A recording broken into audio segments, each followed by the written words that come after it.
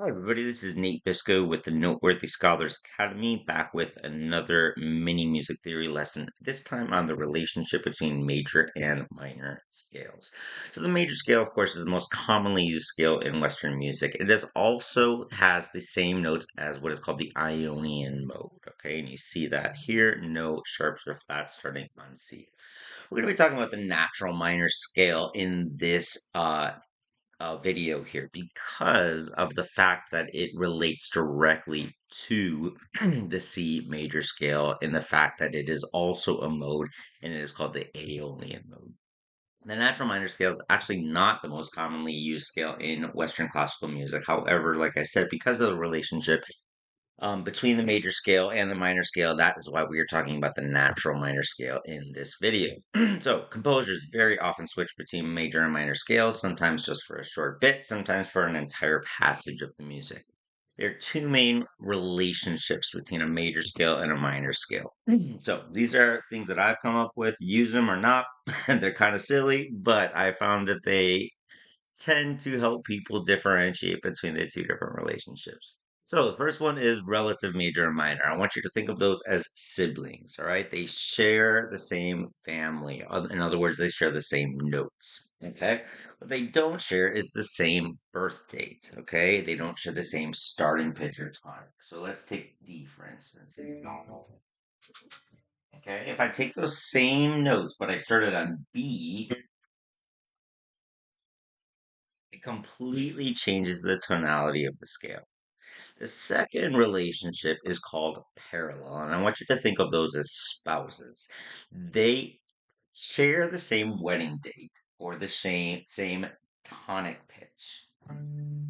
Okay, but they don't share, hopefully, is the same family gene. So the notes in the scale are going to be different. So D major one more time. Now what I'm gonna do, keep the same starting pitch of D, and I'm gonna lower the third, sixth, and seventh note. So F sharp becomes F, B becomes B flat, C sharp becomes C. Okay? So you see here in this chart, A minor, C major. They both have no sharps or flats in them. That's why they are relative. They also do not share the same tonic pitch, whereas C minor and C major do share the same tonic pitch. What they don't share is the notes in the scale. So modulations to the relative minor are more common because, as you see on this chart, they share common notes. So the modulation is going to be much smoother. So oftentimes, when you modulate to the parallel, it can signal a change of mood and it can sometimes be a little more abrupt. And this is because you don't really need to set up this modulation with any kind of new chord progression because we're keeping that tonic pitch the same. Okay, so here's going to be two examples, and I just want you to listen to think whether we are moving into the parallel minor or to the relative minor. Okay, here's the first example, Vivaldi.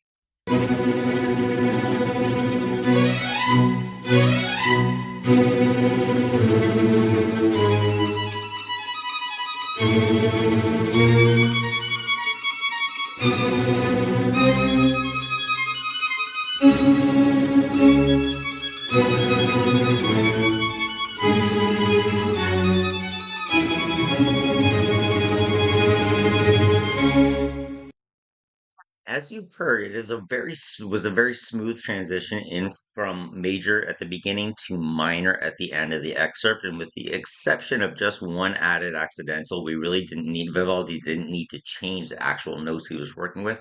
So that was an example of a relative relationship going from major to relative minor. Okay, this is an example from Haydn.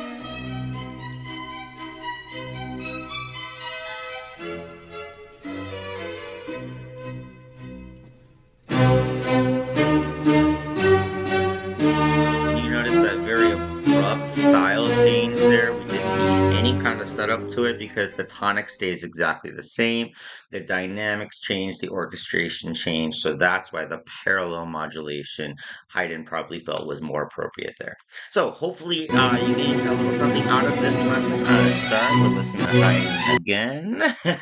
Hopefully I can help you in your future music studies. Please do not hesitate to contact me. My website is right here and my email is there. Thanks so much, everybody. Bye bye.